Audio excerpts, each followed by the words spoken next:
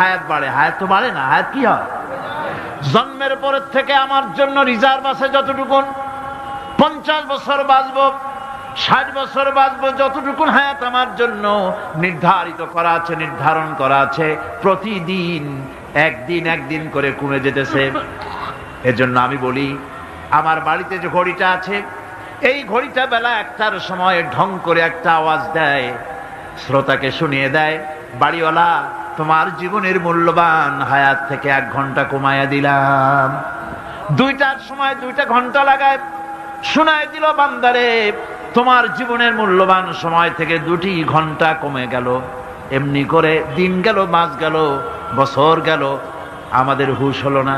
সময় চলে গেল তাস খেলে খেলে, সময় চলে গেল আমাদের খেলাধুলা করে, শয়তানি বদমাশি করে। সময় কতটুকু পেলাম? কিয়ামতের দিন, বিচারের দিনটা যেটা হবে, আল্লাহ রাব্বুল আলামিন বলেন বিচারের দিনটাই লম্বা হবে 50 আলফা সানা মিম্মা তাউদ্দুন। বিচারের দিনটা লম্বা হবে কত বছর? 50,000 বছর। কত বছর? দুনিয়ায় যেভাবে তুমি হিসাব করো, দুনিয়ার গণনা অনুযায়ী হাসরের বিচারের দিনটা হবে 50,000 বছরের মতো লম্বা। এক কিতাবে দেখেছি, তিনি লিখেছেন হিসাব করে, কিয়ামতের ওই দিনটার হিসাবে 50,000 বছর একটা দিন লম্বা। ওই হিসাবে পৃথিবীতে যারা 60 বছর বাঁচলো, সেজন্য আখেরাতে 2 মিনিট দুনিয়ায় বাঁচলো। চিন্তা করেছে? মাত্র 2 মিনিট। 60 বছর যারা হায়াত পেল, 2 মিনিট বাঁচলো। এই 2 মিনিটের জন্য কত হাঙ্গামা, কত মারধর, কত সন্ত্রাস, ক্ষমতার জন্য লড়াই, ফ্যান করেঙ্গে ত্যান করেঙ্গে, লাঠি কে আন্দার মুগুর ভরেঙ্গে, শক্তির ঠেলায় অস্থির। আমার বন্ধুগণ, সময় চলে যাচ্ছে স্রোতের মতো করে, কারো জন্য সময় অপেক্ষা করতেছে না। আমাদের মৃত্যু প্রতি মুহূর্তে কাছে চলে আসতেছে। এই জন্য শায়ের বলেছেন, আগাহ আপনি মৌত সে কোই বাশার নেহি, আগাহ আপনি মৌত সে कोई बशर नहीं, सामा सो बरस के हैं पल की खबर नहीं। মৃত্যু সম্পর্কে আমাদের কারো জানা নাই। যে কোনো মুহূর্তে মৃত্যু আমাদের কাছে এসে যেতে পারে, মৃত্যু সম্পর্কে কিছুই জানা নাই। অথচ প্রতি মুহূর্তে আমরা মৃত্যুর দিকে এগিয়ে চলছি। মাল সামান 100 বছর কি ধরে খাবো তাও জমা করে রেখেছি, কিন্তু 1 মুহূর্তের খবর নাই। মাহফিলে এসেছি, বাড়ি যেতে পারবো নিশ্চয়তা নাই। আছে? বলেন আছে? আপনি বাড়ি যাও ভালো, বসেছেন, দাঁড়াতে পারবেন, এই নিশ্চয়তা আছে? নাই। সুতরাং সূরাটি যে সময়ের উপরে কসম করে মূলত সময়ের অপরিসীম গুরুত্ব সম্পর্কে আল্লাহ পাক মানুষকে বুঝাই দিতেছেন। সময়ের দাম দাও। আমাদের সময় চলে যায় গান শুনতে শুনতে, আশ্চর্য মলম বিক্রি করা দেখতে দেখতে, তাস পাশা খেলতে খেলতে সময় চলে যায়, কেউ খেয়াল করে না। সময় বলতে অতীত কালও হতে পারে, আবার বর্তমানও হতে পারে। আর বর্তমান কাল কোনো কালই না। বর্তমান কাল কোনো কাল নয়। প্রতি মুহূর্তে ভবিষ্যৎ এসে বর্তমান হয়, আর প্রতি মুহূর্তে বর্তমান কি হয়? অতীত হয়ে যায়। বর্তমান কাল বলে কোনো কাল নাই। প্রতি মুহূর্তে অতীত হয়ে যাচ্ছে। এই যে আমি মাহফিলে বসছিলাম প্রথম এসে, ওইটা কি এখনো বর্তমান আছে? এই যে বর্তমান কথা বলছি, এটা অতীত হয়ে যাচ্ছে। সুতরাং বর্তমান কাল নাই। আল্লাহ পাক অল আসরের সময়ের কসম করে বলছেন। যদি আমরা চিন্তা ভাবনা করি, তাহলে আমরা লক্ষ্য করব আমাদের আসল মূলধন সময়। আসল মূলধন কি? জীবনের আসল মূলধন কি? সময়। ইমাম রাজি রহমতুল্লাহ আলাইহি এই পর্যায়ে এক বুজুর্গের ব্যক্তির কথা তিনি আলোচনা করেছেন। তিনি বলেছেন যে একটা লোক, তিনি সূরা আল আসর এর ব্যাখ্যা তিনি বুঝতেছিলেন না। ব্যাখ্যাটা কি? এই মাথার মধ্যে ঘুরপাক খাচ্ছিল এর ব্যাখ্যা কি? একবার তিনি বাজারে ঢুকলেন, তারপরে তিনি শুনতে পেলেন বাজারের এক প্রান্ত থেকে একজন চিল্লায় বলতেছে, সেই ব্যক্তির উপরে রহম করো যার পুঁজি গলে যায়, সেই ব্যক্তির উপরে রহম করো যার পুঁজি গলে যায়। উনি চিন্তা করলেন পুঁজি এবার গলে কেমন? উনি দৌড়ে গেলেন, যায় দেখেন যে যে বেটা চিল্লাচ্ছে সে হচ্ছে বরফ বিক্রেতা। কি বিক্রেতা? বরফ, বরফ, আইস। এখন এই বরফ বিক্রেতা সে চিল্লায় বলতেছে সেই ব্যক্তির বড় রহম করো যার পুঁজি কি গলে যায়। সূর্যের তাপ বাড়তেছে আর বরফ গলে যাচ্ছে। সে বুঝাতে চাচ্ছে যে আমার এই বরফটা জমাট থাকা অবস্থায় তোমরা কেউ কেনো, যেহেতু আমার পুঁজি তো এর মধ্যে আমি ইনভেস্ট করেছি। এটা যদি পানি হয়ে যায় তো পানি তো কেউ কিনবে না, এটা তো যেখানে সেখানে পাওয়া যায়। বরফ পাওয়া যায় না বলেই তো আমি বরফ কিনে আনছি। তোমরা আমার প্রতি দয়া করো, তাড়াতাড়ি করে বরফটা কিনে নিয়ে যাও। ইমাম রাজি রহমতুল্লাহ আলাইহি বলেন, বুজুর্গ ব্যক্তি চিৎকার মেরে বললেন আল্লাহু আকবার, আমি কিন্তু এই বরফ বিক্রেতার ঘোষণার মধ্য দিয়ে সূরা ওয়াল আসরের তাফসীর আমি বুঝে ফেলেছি। তার মানে হলো বরফ বিক্রেতা যেভাবে বলতেছে সেই ব্যক্তির উপরে রহম করো যার পুঁজি গলে যায়। আমারও তো একটা পুঁজি আছে, ওই পুঁজির নাম হায়াত। প্রতি মুহূর্তে আমার পুঁজি তো গলে যেতেছে, আমার পুঁজি তো গলে যায়, প্রতি মুহূর্তে কমে যেতেছে। আহারে এই পুঁজি যে গলে গেল ধরে রাখতে পারলাম না, এই জন্য কিছুই তো করতে পারি নাই। সূরা ওয়াল আসরের ভিতরে মানুষের আয়ুষ্কাল দেওয়া হয়েছে, বরফ গলে যাওয়ার মতো দ্রুত সে আয়ু কমে যাচ্ছে। একে যদি নষ্ট করে ফেলা হয়, ভুল কাজে ব্যয় করা হয়, সেটাই হচ্ছে মানুষের মূল ক্ষতি। মানুষের মূল ক্ষতি।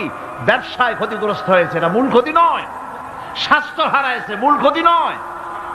রাজনীতিতে ব্যর্থ হয়েছে, মূল ক্ষতি নয়। জীবনে মন্ত্রিত্ব হারাইছে, মূল ক্ষতি নয়। মূল ক্ষতি প্রতি মুহূর্তে সময় নষ্ট হচ্ছে, এটাই মূল ক্ষতি। ভাইরা, কিয়ামতের দিন জান্নাতীদের কোনো দুঃখ থাকবে না, সকলের দুঃখ থাকবে। জান্নাতীদের কোনো দুঃখ থাকবে নাকি? থাকবে, থাকবে। জান্নাতীদের মনের মধ্যে একটা দুঃখই থাকবে। ভালো করে শুনুন, জান্নাতীদের মনের মধ্যে একটা দুঃখই হবে। তারা মনে মনে চিন্তা করবেন, আফসোস করবেন, আহারে যদি দুনিয়ায় বসে অমুক সময় বাসে বসেছিলাম, আজে বাজে চিন্তা করেছি, বাড়ির ড্রয়িং রুমে একা একা বসে বসে আজে বাজে চিন্তা করেছি, অমুক অমুক সময় খেলাধুলায় কাটাইছি। এই সময়গুলিতে যদি সুবহানাল্লাহ, আলহামদুলিল্লাহ, লা ইলাহা ইল্লাল্লাহ, আল্লাহু আকবার এই তাসবিহ যদি পড়তাম, জিকির আজগার করতাম, জান্নাতের ভিতরে আরো নিয়ামত লাভ করতে পারতাম। সময়টা তো কাজে লাগাইলাম না। মানুষের শর্ত, মুমিনের সব কাজে সওয়াব। ওয়াকুলু লিন-নাসি হুসনা, মানুষের সঙ্গে ভালো ভালো কথা কও, মানুষের সঙ্গে হাসি মুখে কথা কও। একজনের সাথে হাসি মুখে কথা বললেন, আপনার একটা সদকা দেওয়ার মতো সমান সওয়াব আমলনামায় লেখা হয়ে গেল। ভালো ভালো কাম করো। বন্ধুগণ, সময় দ্রুত গতিতে চলে যাচ্ছে, মানুষের জীবন ক্ষতিগ্রস্ত হচ্ছে। ক্ষতি থেকে বাঁচতে পারবে 4টা গুণ যার মধ্যে আছে, বাকি সব ক্ষতিগ্রস্ত হয়ে যাবে। আমার ভাইয়েরা, এই কথাগুলি বলে আল্লাহ পাক যেন এরকম একটা দৃষ্টান্ত দিলেন। আপনি যদি পরীক্ষার হলে গিয়া দেখেন ছাত্ররা পরীক্ষা দিতেছে, পরীক্ষার জন্য নির্ধারিত সময় কতটুকুন? 3 ঘন্টা। 3 ঘন্টা, 3 ঘন্টা।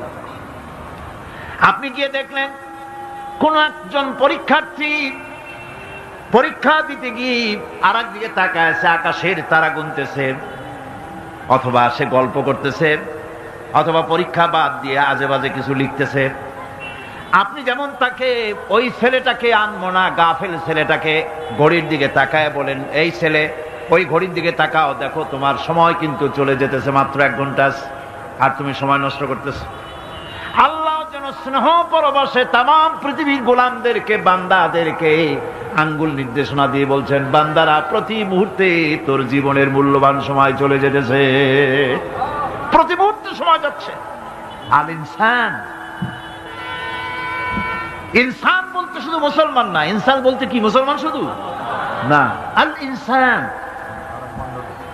মানব মণ্ডলী, বিশ্বের সমস্ত মানুষকে আল্লাহ বলছেন, হিন্দু, খ্রিস্টান, বৌদ্ধ, নাসারা, ইহুদি, মজুসি, মুসলমান, বিশ্বের সব মানুষকে আল্লাহ বলছেন। যেহেতু আল্লাহ স্রষ্টা, মানুষের ব্যাপারে সার্বিক কল্যাণময় কথা কে বলতে পারেন?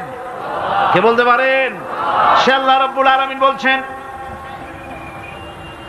সময় চলে যাচ্ছে। ও পৃথিবীর মানুষেরা, এই মানুষ বলতে আল্লাহ রাব্বুল আলামিন কোন ব্যক্তি, কোন গোষ্ঠী, কোন জাতিকে বলেন নাই, বলেছেন সমগ্র মানবতাকে। এর অর্থ হচ্ছে সূরাটিতে উল্লেখ্য 4টি গুণ যদি আমল করতে পারে লোকেরা, যেই ব্যক্তি করবে, যেই সমাজ করবে, যেই রাষ্ট্র করবে, যেই গোষ্ঠী করবে, যেই জাতি করবে, তারাই ক্ষতি থেকে বেঁচে যাবে। আর যারা করবে না তারা ক্ষতিগ্রস্ত হবে। কি হবে বলুন? এখন আল্লাহ পাকের কথা শুনুন। আল্লাহ পাক বলছেন ওয়াল আসরি ইন্নাল ইনসানা লাফি খুসর। খুসরিন, এই যে খুসর, খাসারা, এই শব্দটা হচ্ছে আবিধানিক অর্থে ক্ষতি হচ্ছে লাভের বিপরীত। লাভের বিপরীত কি? ক্ষতি। নাফা, এই নাফার বিপরীত কি? নোকসান। খাসারাটা কি? নোকসান বলা হয় পুঁজি 50,000 খাটাইছিলাম, লাভ করতে পারি নাই, পুঁজি ঠিক আছে, এটাকে বলা হয় নোকসান। এটাকে কি বলা হয়? নোকসান। কিন্তু আমি পুঁজি খাটিয়েছিলাম 50,000 টাকা, লাভ তো হয়ই নাই, পুঁজিও চলে গেছে, আমও গেছে, ছালাও গেছে, আমও নাই, ছালাও নাই। এইটারে আরবিতে কি বলা হয়? খাসারা, দেউলিয়া। দেউলিয়া হয়ে গেছে। দেউলিয়াটা বোঝেন ভালো আপনারা, দেউলিয়া হয়ে গেছে। কোরআন লাভ বা সাফল্যের ধারণা যেমন নিছক পার্থিব নয়, সমৃদ্ধির কথা শুধু পার্থিব নয়, জন্ম থেকে শুরু করে মৃত্যু পর্যন্ত কোরআনের লাভের কথা যখন বলা হয় তখন জন্ম থেকে মৃত্যু পর্যন্ত, আখিরাত পর্যন্ত, কিয়ামত পর্যন্ত। ক্ষতিটাও জন্ম থেকে শুরু করে মৃত্যু পর্যন্ত, কিয়ামত পর্যন্ত ক্ষতিটাও। এই ক্ষতি থেকে বাঁচবার জন্য কোরআনে কারিমে বিভিন্ন জায়গায় এই খাসারা শব্দ ব্যবহার করা হয়েছে। আল্লাহ রাব্বুল আলামিন বলছেন ওয়ামান খাফফাত মাওয়াজিনুহু ফাউলাইকাল্লাযীনা খাসিরু আনফুসাহুম বিমা কানু বিআয়াতিনা ইয়াযলিমুন।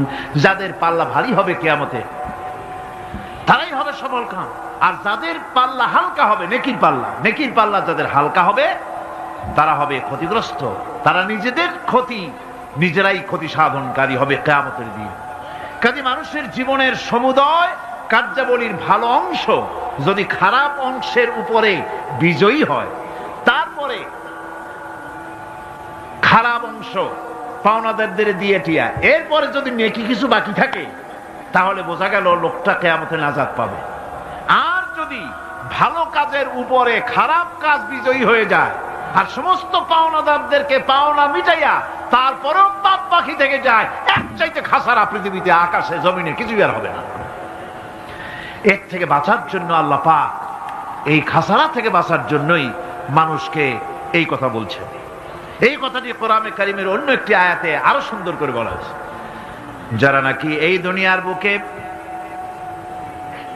যারা নিজেদের পুঁজি খাটাইছে, জীবনের পুঁজি সুদ কামাইতে খাটালো, জীবনের পুঁজি খাটালো হারাম কামাইয়ের ভিতরে, অন্যায় কাজের ভিতরে, যারা জীবনের পুঁজিকে আল্লাহর দ্বীনের কাজে লাগাতে পারে নাই, তাদের সম্পর্কে বলা হচ্ছে খাসিরাদ দুনিয়া ওয়াল আখিরাতা যালিকা হুয়াল খুসরানুল মুবিন। খাসিরাদ দুনিয়া ওয়াল আখিরাত, দুনিয়াও ক্ষতিগ্রস্ত, আখিরাতেও ক্ষতিগ্রস্ত।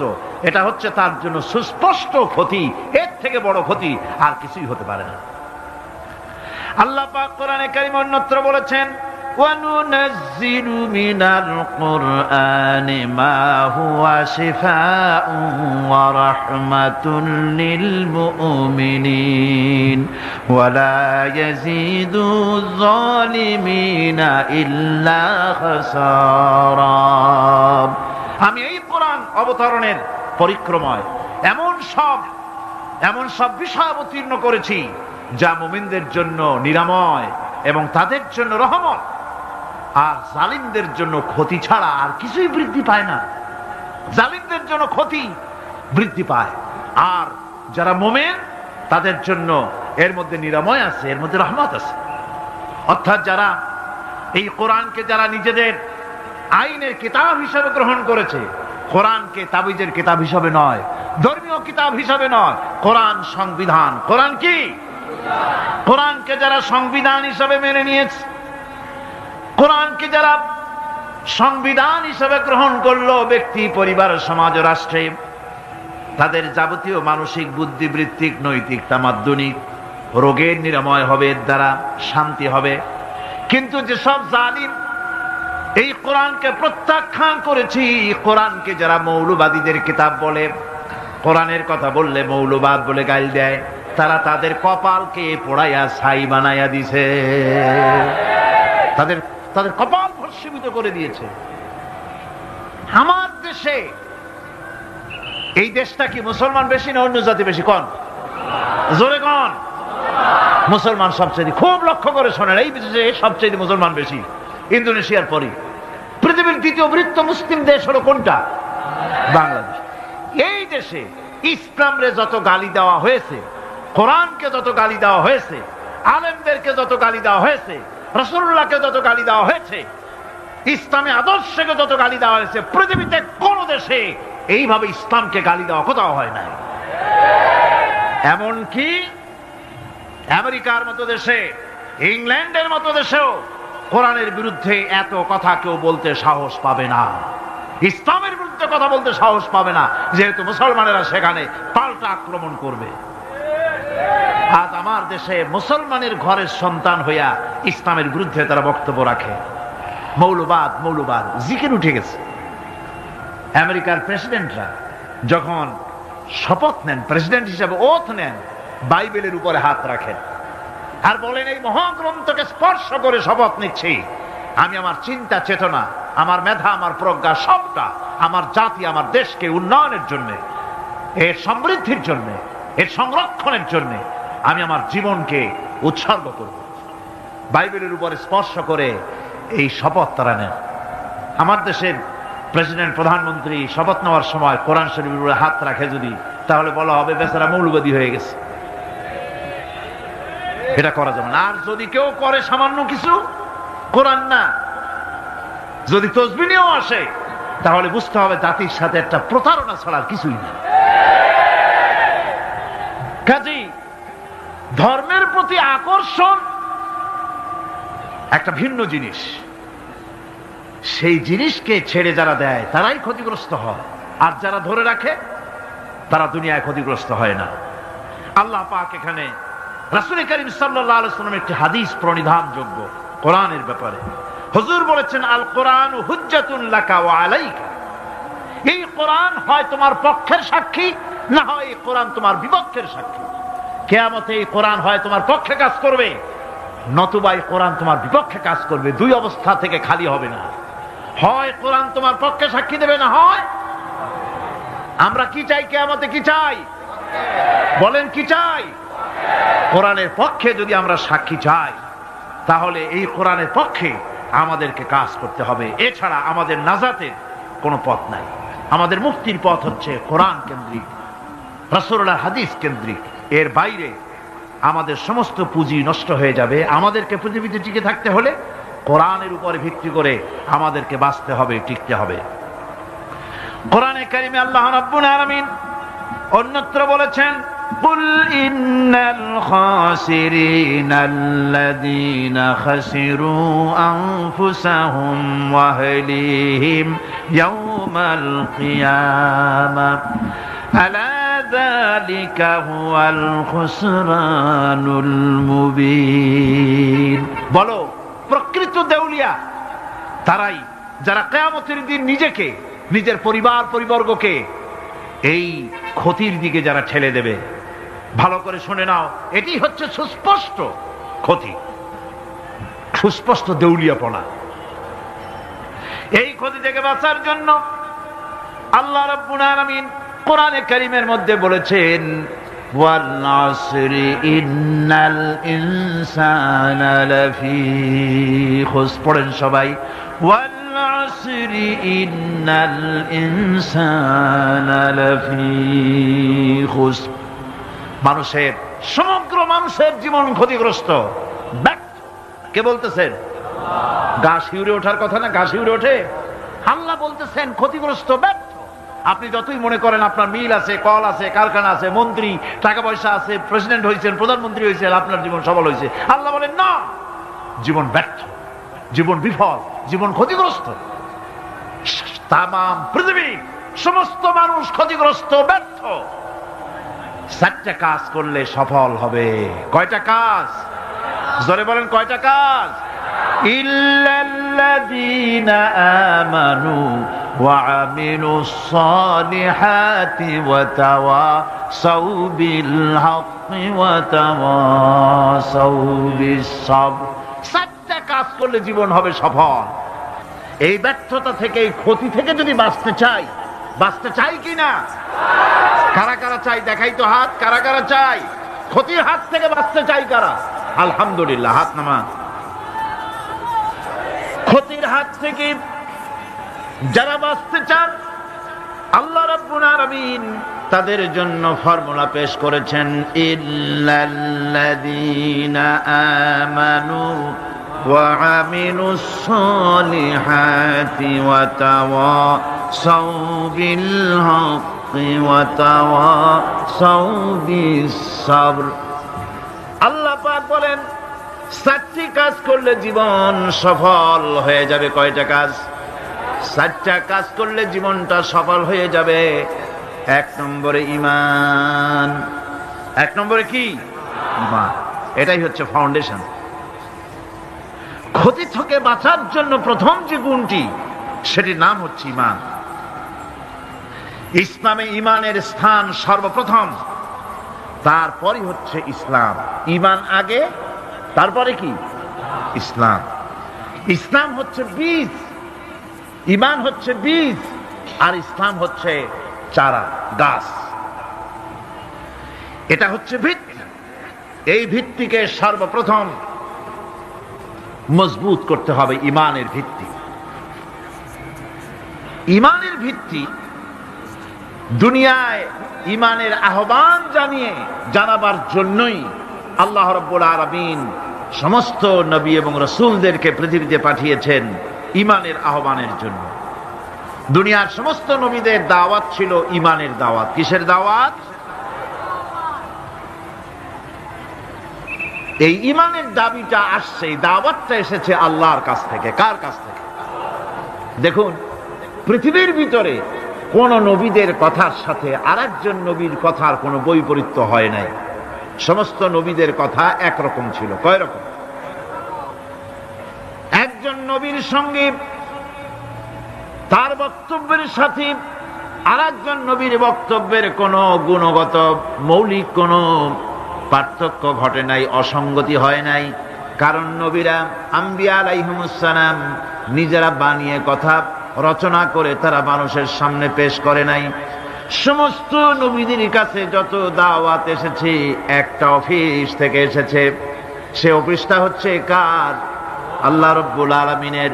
তাই দুনিয়ার সমস্ত পয়গম্বরদের দাওয়াত ছিল না ইলাহা ইল্লাল্লাহ, লা ইলাহা ইল্লাল্লাহ, লা ইলাহা, লা ইলাহা ইল্লাল্লাহু মুহাম্মাদুর রাসূলুল্লাহ। এটাই ছিল সমস্ত নবীদের দাওয়াত। কোরআনে কারীম তার ধারক এবং বাহক সম্পর্কে বলে যে তিনি যে দাওয়াত দিয়েছেন সে দাওয়াতটা হলো ঈমানের দাওয়াত। আমাদের নবী তিনি এসে যে দাওয়াত দিয়েছেন সে দাওয়াতটা কিসের? কোরআনে কারীম বলছি, রব্বানা ইন্নানা সামি'না মুনাদিয়ান ইউনাদি লিল ঈমান। হে আমাদের রব, নিশ্চয়ই আমরা এমন একজন আহ্বায়কের আহ্বান শুনেছি যিনি আমাদেরকে ঈমানের দাওয়াত দিয়েছেন। এমন কোন পয়গম্বর নাই দুনিয়ায় যিনি ঈমানের দাওয়াত দেন নাই। সকলেই ঈমানের দাওয়াত মানুষের সামনে, বিশ্ববাসীর সামনে পেশ করেছেন। কোরআনে হাকিম স্পষ্ট একটা সীমারেখা দুনিয়ার মানুষের সামনে পেশ করে পৃথিবীর মানুষগুলিকে দুটি শ্রেণীতে বিভক্ত করে দিয়েছে। একটি হচ্ছে ঈমান পোষণকারী, আরেকটি হচ্ছে অবিশ্বাসী। একটা ঈমান পোষণকারী আর একটা অবিশ্বাসী। ঈমান পোষণকারীরা সত্যশ্রয়ী, তারা হচ্ছে জ্ঞান এবং নূরের সম্পদে সমৃদ্ধ। আর দ্বিতীয় দলটি হচ্ছে কাফের, জালিম, মূর্খ। তারা হেদায়েতের রাস্তা তাদের জন্য অবরুদ্ধ। কোরআনে কারীম এই দুইটি দল সম্পর্কে উল্লেখ করতেছেন, মাসালুল ফারিকাইনি কাল আ'মা ওয়াল আসাম্মি ওয়াল বাসীরি ওয়াস সামিম হাল ইয়াস্তাবিয়ানি মাসালান আফালা। কোরআন শরীফ বলছে, হাল ইয়াস্তাবিয়ানি মাসালান আফালা তাযাক্কারুন। দুইটি শ্রেণীতে আল্লাহ পাক ভাগ করে দিয়েছেন। একটা শ্রেণী হচ্ছে অন্ধ, বোবা, বধির। আরেকটি যারা শুনতে পায়, চোখে দেখতে পায়। এ দুটি কখনো এক নয়, সমান নয়। এ দুটির রাস্তা আলাদা। কাফেরের রাস্তা আর ইমানদারদের রাস্তা সম্পূর্ণ ভিন্ন। আল্লাহ রাব্বুল আলামিন ঈমান এবং কুফরের পার্থক্য বলে দেওয়ার জন্য গোটা মানব জাতির মধ্যে স্পষ্ট করে বলেছেন, লা ইকরাহা ফিদ-দীন ক্বাদ তাবায়্যানার রুশদু মিনাল গায়ব। দ্বীনের ব্যাপারে জোর জবরদস্তি নেই। এখানে হেদায়েতের পথ এবং গোমরাহি, হেদায়েতকে গোমরাহির পথ থেকে সম্পূর্ণ আলাদা করে দেওয়া হয়েছে। লা ইকরাহা ফিদ-দীন, দ্বীনের ব্যাপারে কোনো জোর জবরদস্তি নাই। যারা ধর্মনিরপেক্ষবাদী তারা এই আয়াতটাকে নিজেদের মতবাদকে প্রতিষ্ঠার লক্ষ্যে অনেক সময় কাজে লাগায়। দুটি আয়াতকে তারা বেশি ব্যবহার করে। একটা হচ্ছে লাকুম দীনুকুম ওয়ালিয়া দীন, আর একটা হচ্ছে লা ইকরাহা ফিদ-দীন। এই দুইটি আয়াতকে ধর্মনিরপেক্ষবাদীরা ব্যবহার করে। এই দুটির কোনটি তাদের আদর্শকে বোঝাবার লক্ষ্যে ব্যবহারের কোনো সুযোগ নাই। লা ইকরাহা ফিদ-দীন, ধর্মের ব্যাপারে কোনো বাড়াবাড়ি নাই, জোর জবরদস্তি নাই। এ কথা বলা হয়েছে এই কারণে যে কোন বিধর্মীকে, অমুসলিমকে ভয় দেখিয়ে, লোভ দেখিয়ে অথবা কোন ক্রমে কোন প্রকার চাপ সৃষ্টি করে তাকে মুসলমান বানানো যাবে না। এমনকি সূরা তওবার মধ্যে এসেছে, যুদ্ধ চলাকালীন সময়, জিহাদ চলাকালীন সময় কোন অমুসলিম যদি ইসলাম জানার জন্য তোমাদের তাঁবুতে আসে, তাহলে তুমি তাকে ইসলাম বুঝাও।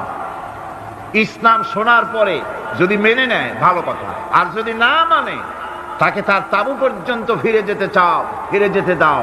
মাঝপথে তাকে আক্রমণ করা যাবে না। ধর্মের ব্যাপারে কোনো বাড়াবাড়ি নাই। লা ইকরাহা ফিদ-দীন, এর দ্বারা ধর্মনিরপেক্ষতার কোনো কথা বোঝানো হয়নি। আর লাকুম দীনুকুম ওয়ালিয়া দীন, এটা ছিল কাফেরদের সেই বক্তব্যের প্রেক্ষিতে যেখানে কাফেররা বলেছিল মুহাম্মদ সাল্লাল্লাহু আলাইহি ওয়াসাল্লাম, আসুন আমরা এক কাজ করি, সেটা হলো ধর্ম নিয়ে আমাদের মধ্যে যে বাকবিতণ্ডা হচ্ছে, আমরা ধর্মকে 50-50 ভাগ করে নিই। কিছুদিন আমরা গিয়া আপনার আল্লাহরে সেজদা দেই, আর কিছুদিন আপনারা আমাদের মূর্তিগুলিকে প্রণাম করুন।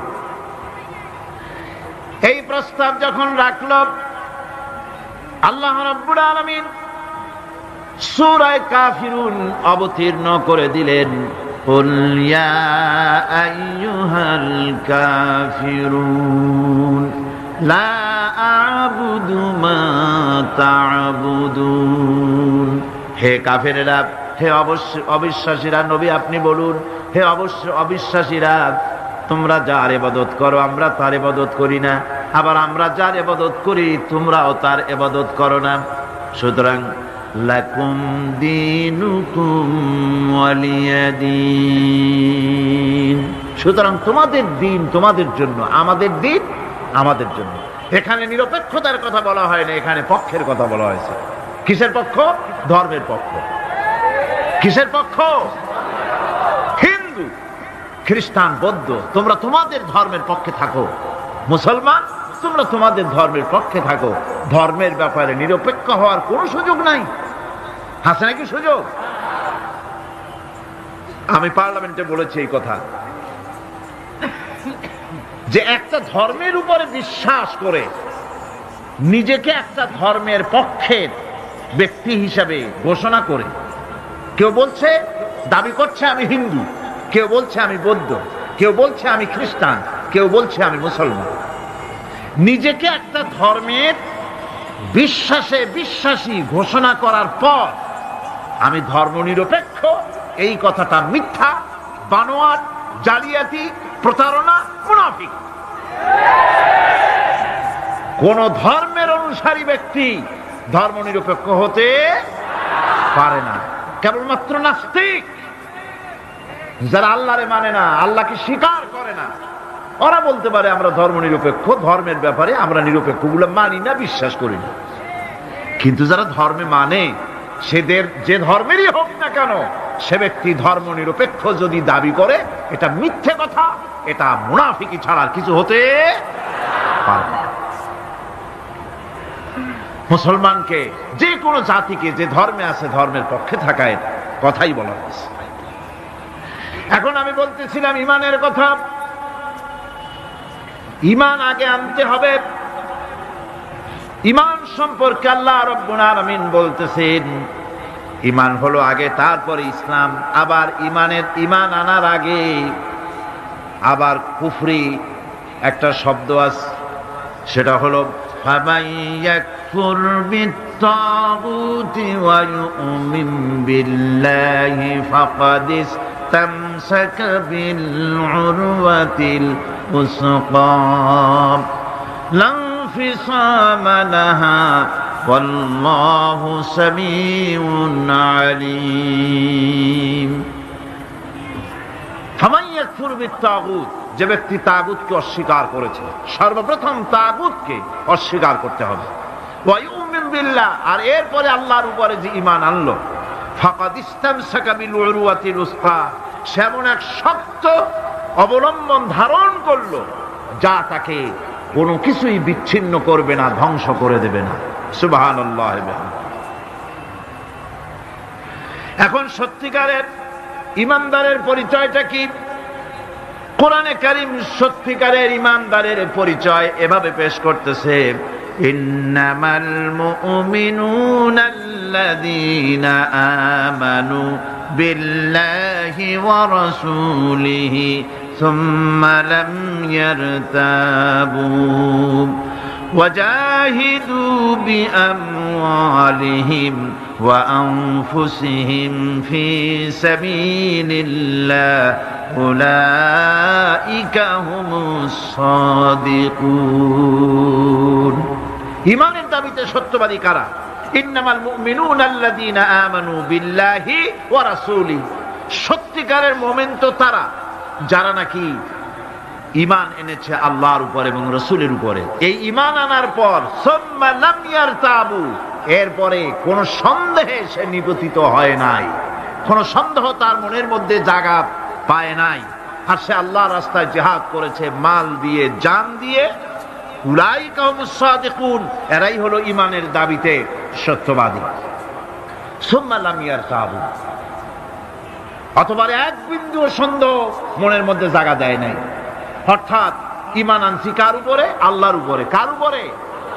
আর তার রাসূলের উপরে। আল্লাহ এবং রাসূলের উপরে ঈমান আনার পর যারা আল্লাহ এবং রাসূলের বিধান জীবনের সকল ক্ষেত্রে মানতে পারে নাই, তারাই সন্দেহে নিপতিত হয়েছে। কথা বুঝতে পেরেছেন? তাদের সন্দেহ এই কোরআন মানুষের জীবন, তার সম্পদ, তার রাজনীতি, তার অর্থনীতি পরিচালনা করতে পারে না। সেই জন্য ধর্মের ব্যাপারে কোরআন মানি, ধর্মের ব্যাপারে নামাজ আর রোজা মানি, কিন্তু রাজনীতিতে ধর্ম মানি না। এটাই হলো সন্দেহ। এটাই কি সন্দেহ, অবিশ্বাস। জীবনকে তারা দুইটা ভাগ করেছে, এক ভাগ রাজনীতির জন্য, আর এক ভাগ কিসের জন্য? ধর্মের জন্য।